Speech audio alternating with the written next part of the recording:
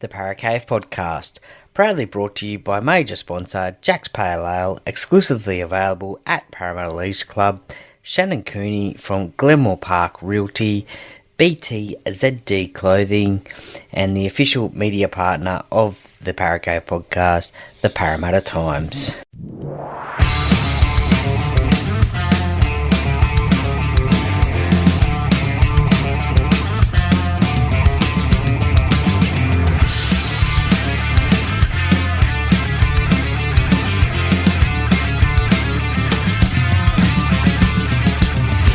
Welcome to another episode of the Paracave Podcast. And now over to your host, Troy Warner, broadcasting live from the world-famous Paracave.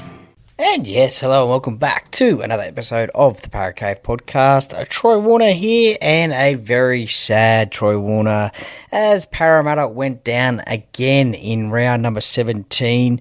But fortunately, they have come off the bottom of the ladder. They are now in 16th spot. Thanks to the Roosters defeating the Tigers 40 points to 6, I think it was. And on for and against, the Tigers have now unfortunately gone back down to the bottom of the ladder. But Parramatta are still 16th on the ladder due to a loss against the Newcastle Knights, 34 points to 26.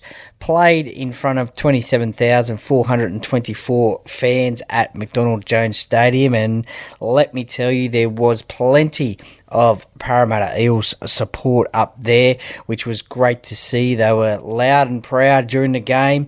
There was a couple of drums going off and the chants as well. So well done to all those Para fans that went up to Newcastle and went to the game. Unfortunately, the Eels didn't get the result for you, like myself who travelled up there, but it wasn't to be. Newcastle, obviously the better team on the night. 34 points to 26, as I said, to Newcastle. Look, the start of the game, I guess, was a little bit of a bash-up between the two sides.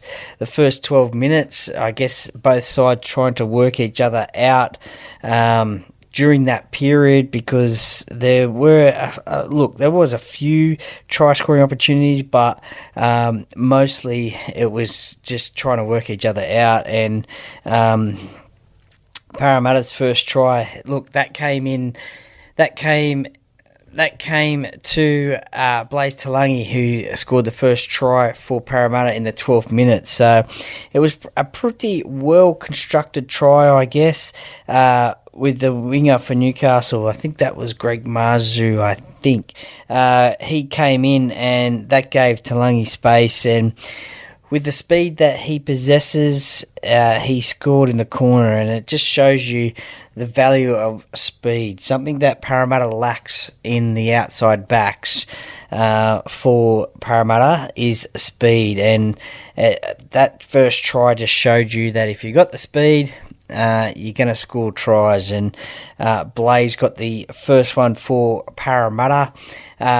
Will Price, he got the second try for Newcastle a little bit later, but before that, look, the defence for Parramatta, which has been an issue this season, as they have the worst for and against record, the worst defensive record, I should say, in the NRL at the moment. That was holding up in the first 17 minutes, with Newcastle tackled 10 times in Parramatta's 20, and only once was Para tackled in Newcastle's 20-metre area. So Newcastle had plenty of time in the 20-metre zone of the Parramatta Eels, but their defence held up.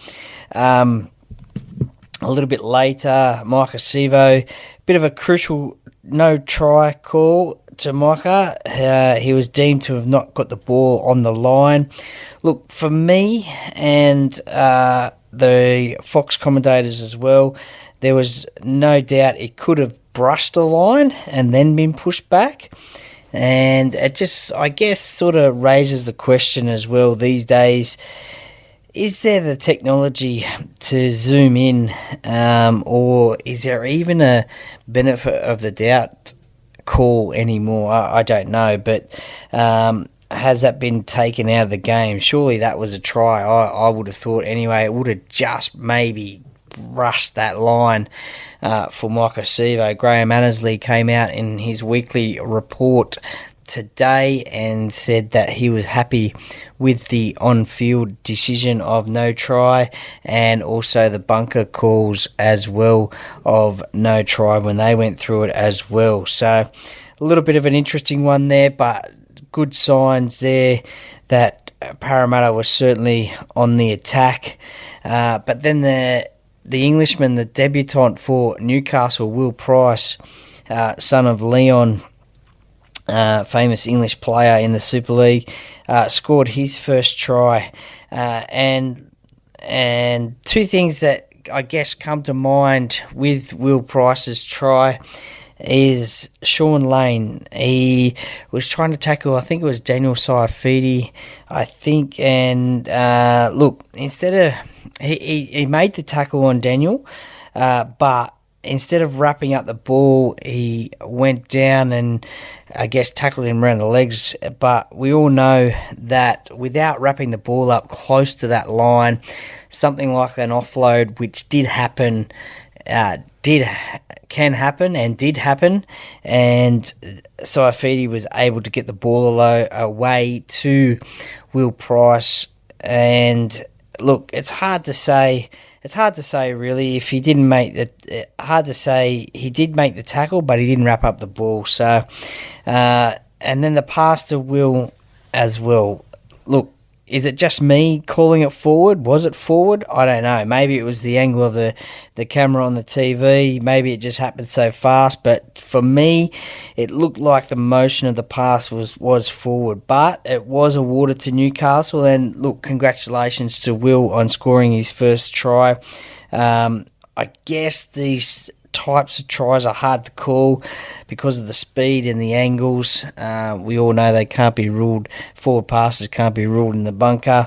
But look, I thought at first look and the replays that I saw, I thought it was forward as well. So, but it wasn't. I guess it just happened so fast. But anyway, it's done and dusted now. Congratulations to Will on scoring that try. 3 minutes later, though, Mitchell Moses, he got on the try-scoring list. And look, it was come from a scrum play. For Parramatta were awarded a scrum, and I like seeing the half and the 5/8 on one side. The only downfall to that is you probably know that something is going to happen on that side with both of those players on the same side. But if it's executed properly, which the pass was from Dylan to Mitchell, and Mitchell got himself in that right position as well, and with Mitchell's speed, it worked, and Mitchell went on to score Parramatta's second try. So I think it was, as I said, executed properly. It's all about the pass from Dylan and the positioning and the speed of Mitchell Moses that try was scored. And then, as I said, especially if you see them on the same side, you know something is up. So a little bit of a controversial episode again, which Graham Annesley didn't come out and talk about today in his presser.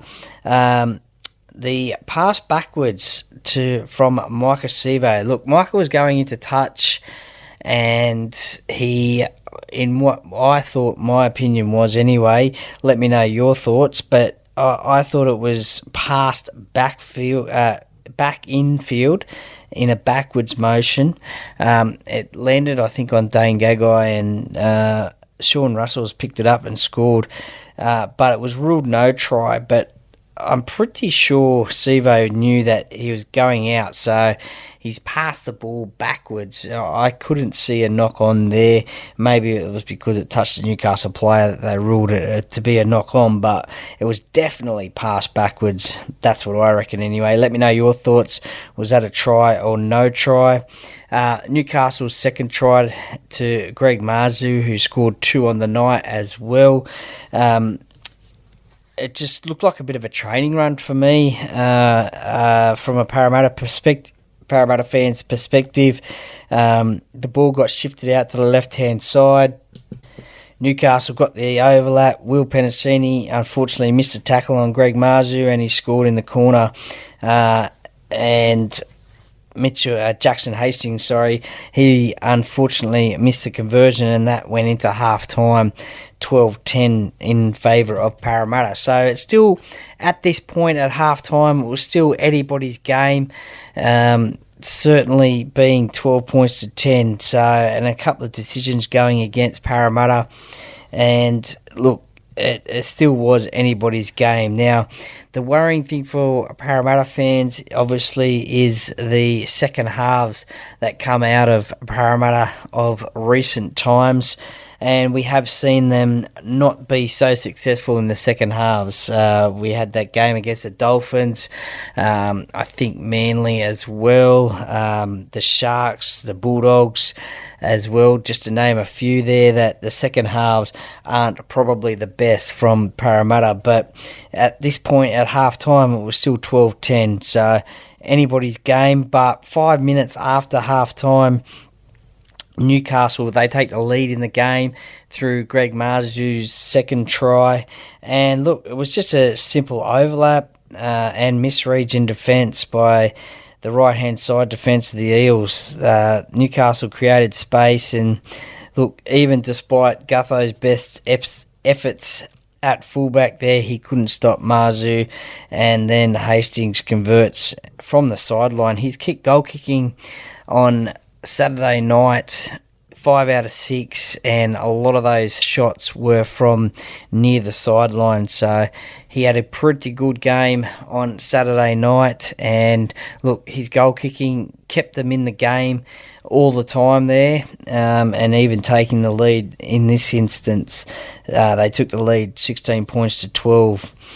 A worrying point for Parramatta, as Blaze Talangi, he dropped the ball from a Jackson Hastings bomb, and it was called a try to Greg Marzu, but then it was reviewed, which it would have been his third try that he scored, but it was ruled that Kai Pearce-Paul was ruled to be offside from the kick, so no try, which was a let-off for Parramatta, because you would not want 2 tries in quick succession scored.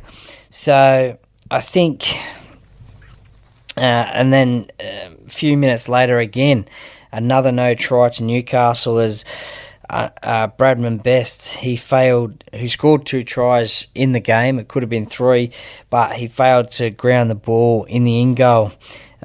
He caught the ball, Jackson Hastings kicked it, he caught it over the top of Blaze Talangi again, and he went to go down to put the ball down, but unfortunately for him, Will Penasini, he had different ideas, and with sheer desperation, he held the ball up, held Bradman's arm up with his leg, and it was ruled no try. But at that point in the game, it was really worrying signs for Parramatta, with 2 no tries to the Newcastle Knights.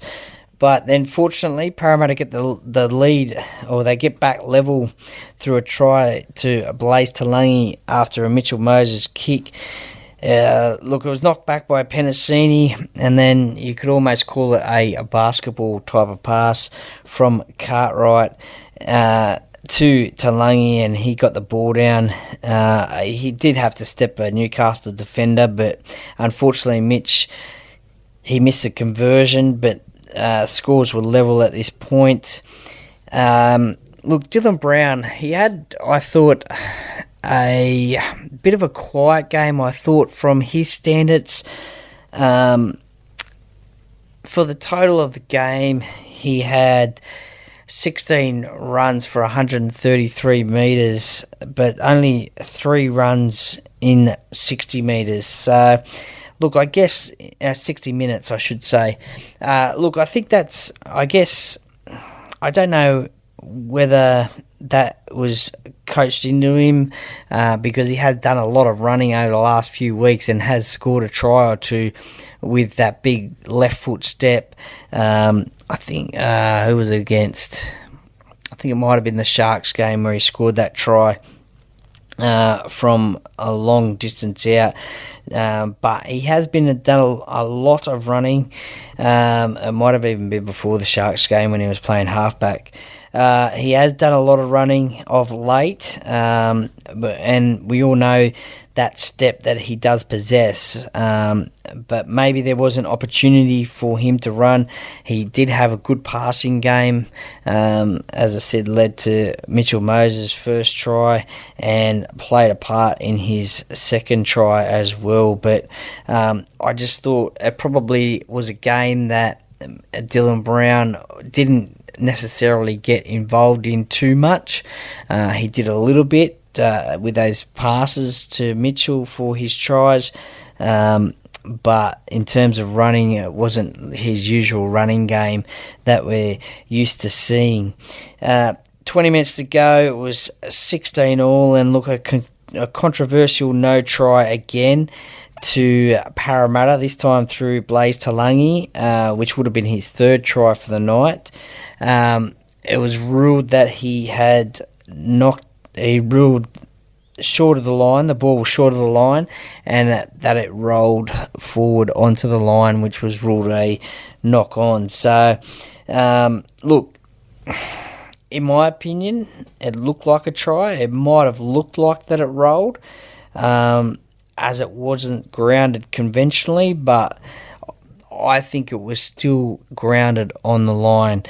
Graham Annesley did his press conference today, his weekly press conference, and he went through that one as well. There was a few angles that he spoke about and we all had a look at.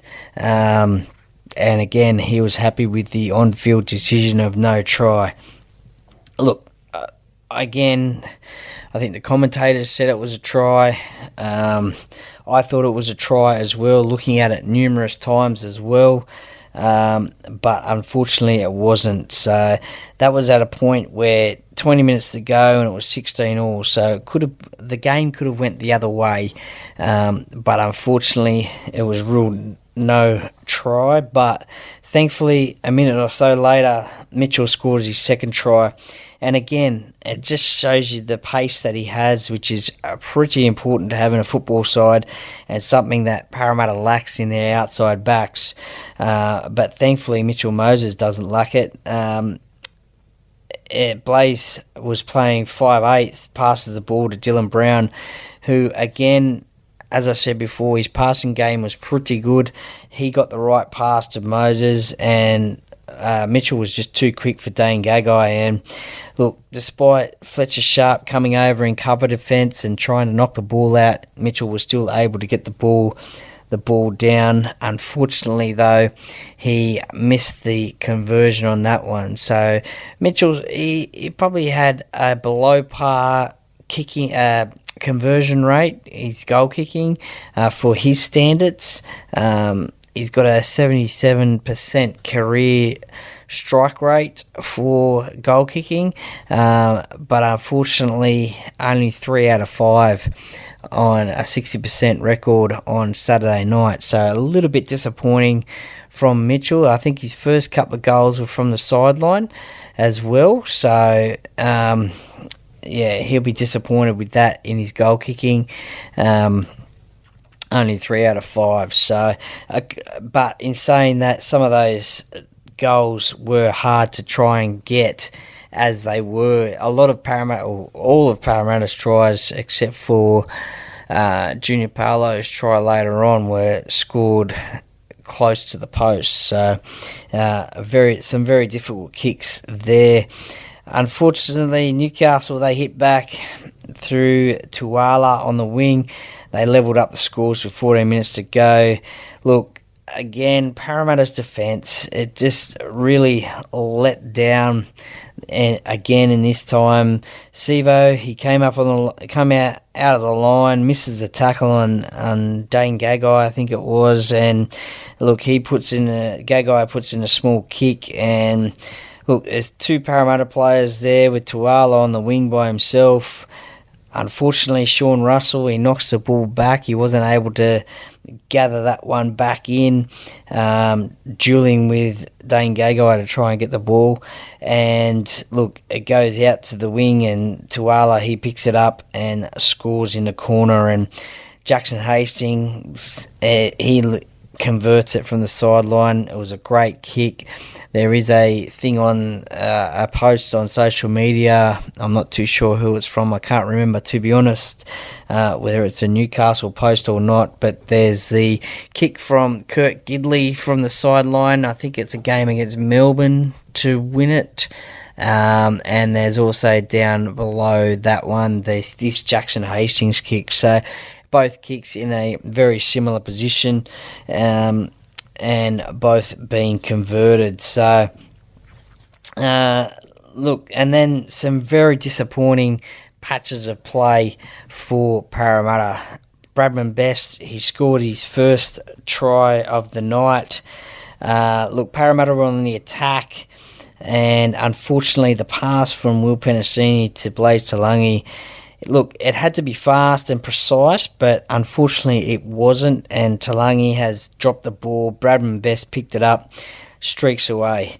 One thing I can say about that one is Sean Russell, he came from the other side of the field, and look, he was probably never going to prevent the try, but in a last-ditch effort, he tried to, I think it was ankle tap Bradman, but he was never going to score it. It was a 90-metre try. It was a pretty good effort from Bradman Best. And then that way, Jackson Hastings converted, and Newcastle got an 8-point advantage with 6 minutes to go. And we all know if you get to 8 points in front, well, that's a pretty handy lead to have.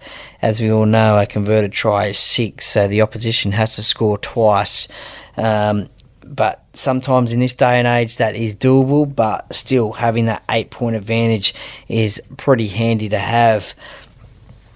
Junior Paulo, he got a try as well. He was playing a bit of a ball-playing role there at the end. He gets the ball to Bryce Cartwright, who on the 5th tackle, again, they decide to run it as well. So some of Parramatta's 5th tackle plays, Probably they would like to re-look at those ones. I guess at that point in the game, you have to try something like running the ball and throwing it around.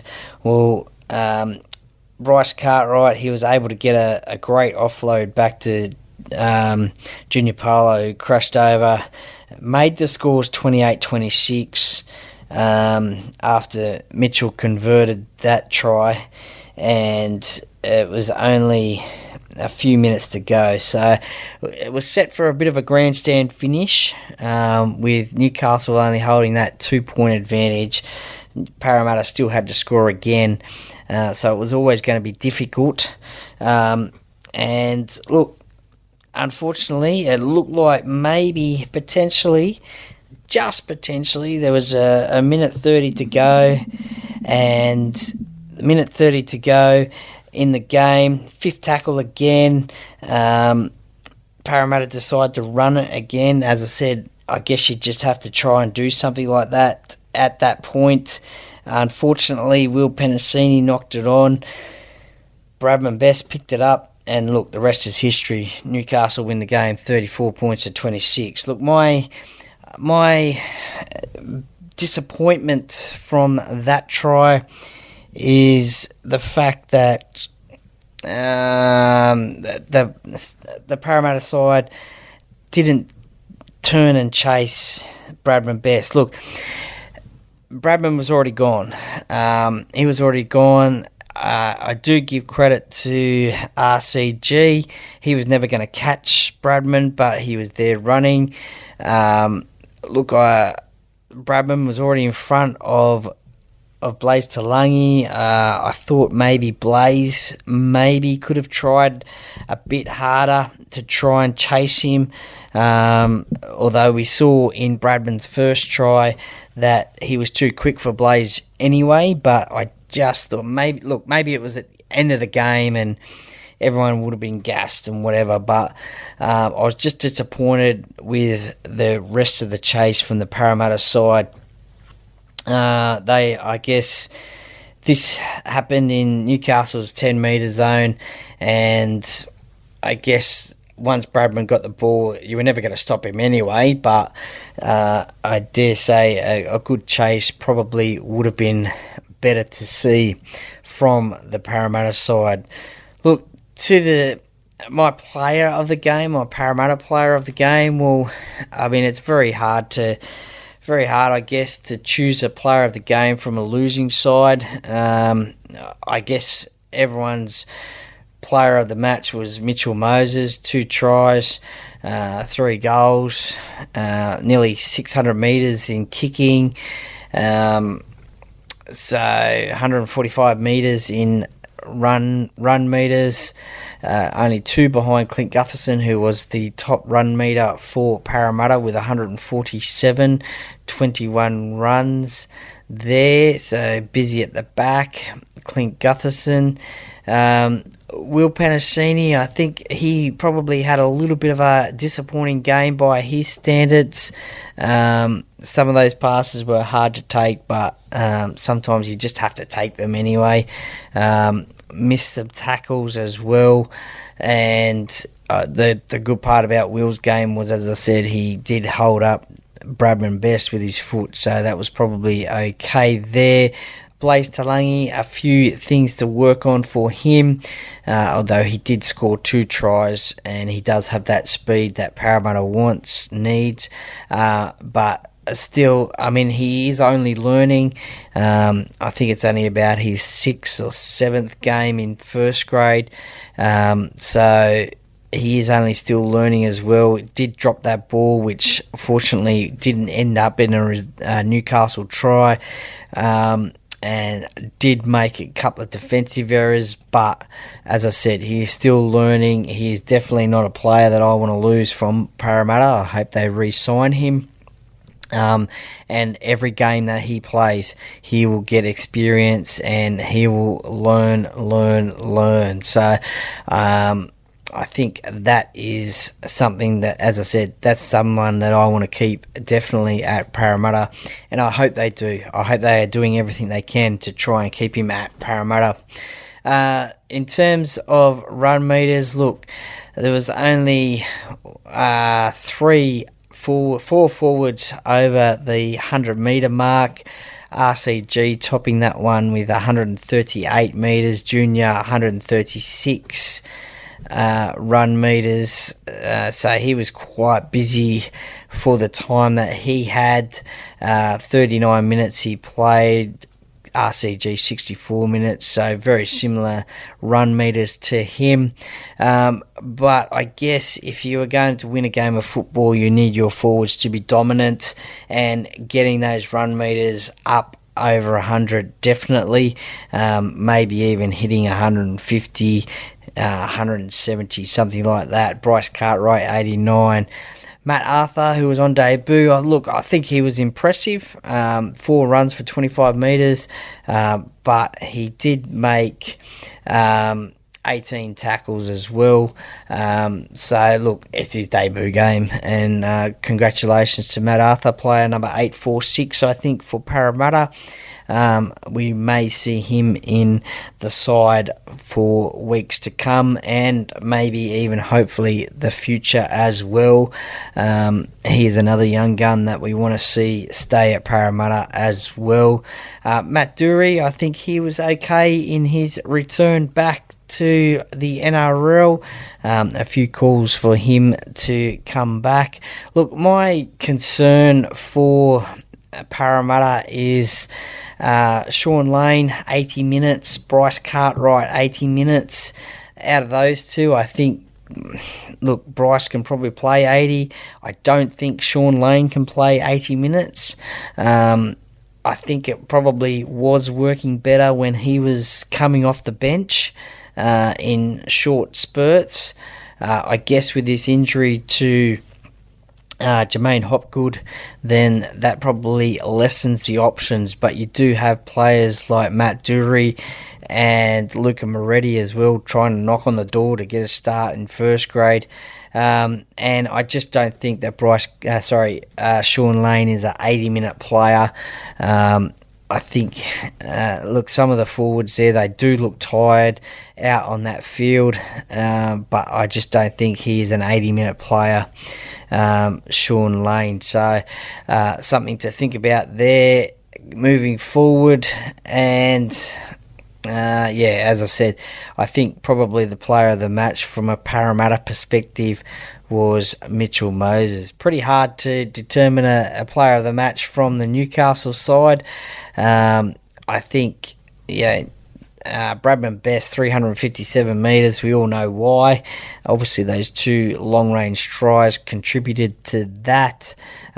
Jackson Hastings as well, with his general play kicking and his conversions as well.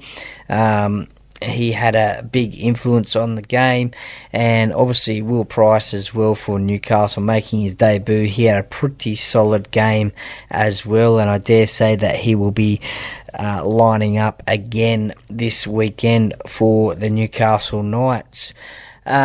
Look, where does that leave both sides? Well, look, for, as I said, the Parramatta Eels, that leaves them in 16th spot, and their next game is against the South Sydney Rabbitohs, who will be desperate to win. They are only 2 spots above them on 16 points above the Eels. They will want to try and force their way closer up the top of the ladder, and they will definitely circle this game against Parramatta as a win, I would think. Anyway, going into that, I think they will be favourites, even though it's played at CommBank Stadium. The Newcastle Knights, they go up to 11th spot, courtesy of a loss by the Raiders on the weekend. So they go up to 11th spot on 18 points, only 2 points out of the 8. The Dragons sit on 20 points, and their next game is against the Canberra Raiders. So the Canberra side, a team not in form at most, so this could be either way, this game, but that one will get a bit of a preview in the tipping podcast as well, which, like my team Parramatta, I am not doing too well at all. So maybe you guys, the listeners, could give me some tips this week or next and just see how we go, because just like Parramatta in 16th spot, I am way down in tipping comps as well. So, but this is a crucial game for the Newcastle Knights this weekend against the Canberra Raiders. That is all from the round 17 review of the Eels versus Parramatta. The Eels versus Parramatta. How good am I going? Just as good as Parramatta. The Eels versus the Knights from Marathon. Gee, I'm having a shocker. From Mcdonald Jones Stadium, I should say. I hope you enjoyed that one. Let me know your thoughts on the game as well. Who was your player of the match from both sides? And where do you think both sides go from here, especially the Parramatta Eels? Let me know where you think they will go from here, what they need to do to change. As I said, I hope you enjoyed that one. Still out now to listen to is the Brian Jackson interview, the former Parramatta Eels player in the 80s and also South Sydney in the early 90s, also played over in England as well, so check that one out as well. I mentioned tipping before. Coming out tomorrow will be the tipping podcast for round number 18. And also, if you are a Parramatta Eels fan, which I don't know if most of you are, but if you are a Parramatta Eels fan, tune in on Facebook to the Talking Para podcast, we will go live at 8:15 p.m. on Facebook Live, so check that one out as well. Tune into that one, put through your thoughts, your questions, your comments, and we'll see what we can do about getting to those ones. We'll do a review on that one as well, and a preview of this South Sydney game and any other Parramatta Eels news as well. So that one will come out on Wednesday, but the live show is on at 8:15 p.m. Talking Para podcast on Facebook, so check that one out as well. There will be a preview podcast of the Rabbitohs game coming out later this week as well. So plenty of content coming through. Thank you very much for listening. I hope you enjoyed it. If you're not a Parramatta Eels fan or a Newcastle Knights fan, I hope your team got up over the weekend and you are looking forward to the round 18 action coming your way. Thank you very much for listening. I really appreciate it, and I appreciate the support as well, and I will catch you next time.